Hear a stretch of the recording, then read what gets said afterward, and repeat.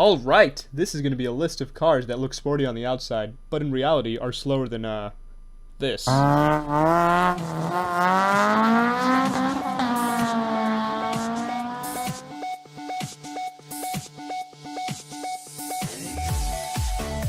Number 5, the Honda CRZ. Now let's all level up here. What was Honda thinking?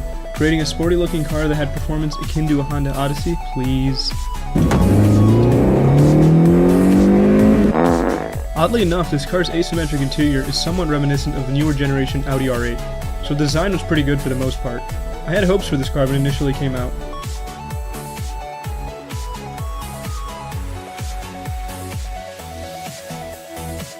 Number 4, the Dodge Dart.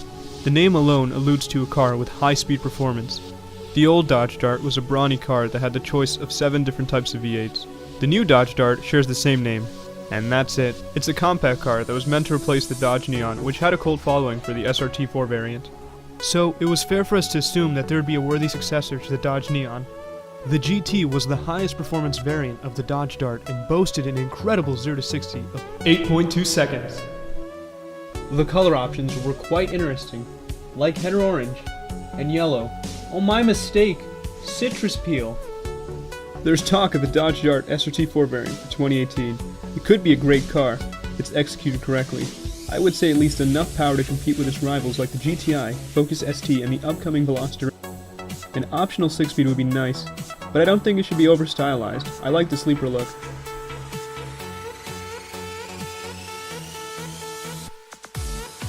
Number 3, the Subaru BRZ. I picked the BRZ over the 86 because Subaru had the potential to make the BRZ something else entirely, given their brand pedigree.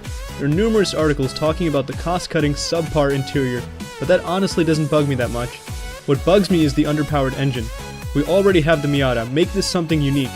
Subaru knows how to make a performance car that excels in everything and not just handling. Now wait, hold on, what's this? The BRZ TS? Is this what I think it is? Hell yes, this is what I was waiting for. Let's see what we got. Michelin Pilot Sport Tires, oh boy. Stiffer springs and performance dampers. Carbon fiber wing? Red STI start button, holy shit. Oh my lordy, how much power is that beast putting down? 205? Wow, what a tease. This car was already amazing at handling. Why not introduce a turbocharger at the expense of aerodynamics? Don't get me wrong, this car will still be fun as hell to drive. And it looks amazing, but it's still severely lacking on the power front.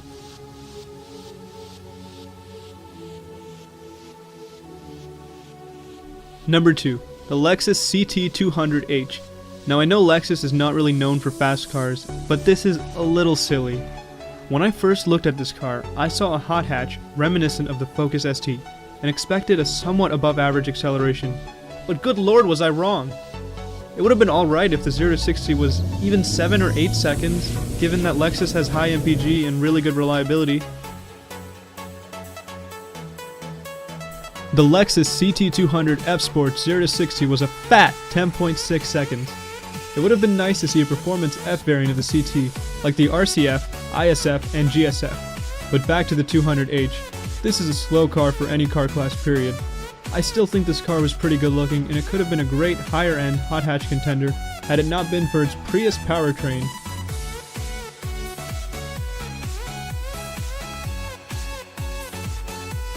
Number 1, the Ferrari Mondeo, more specifically the 1982 version. Now this is definitely a strange pick given the fact that I mostly picked modern cars for this list, but I really think this car needs to be mentioned. The Mondeo was kinda like the Ferrari California of its day. Both cars had 2+2 seating configurations and a V8 engine. The Mondeo had a 0 to 60 of 9.4 seconds, which is still extremely slow even by the 1980s. The later version of the Mondeo had a much more reasonable 0 to 60 of 7.5 seconds. But 9.4 seconds, whew boy, that puts it in line with the Nissan Leaf.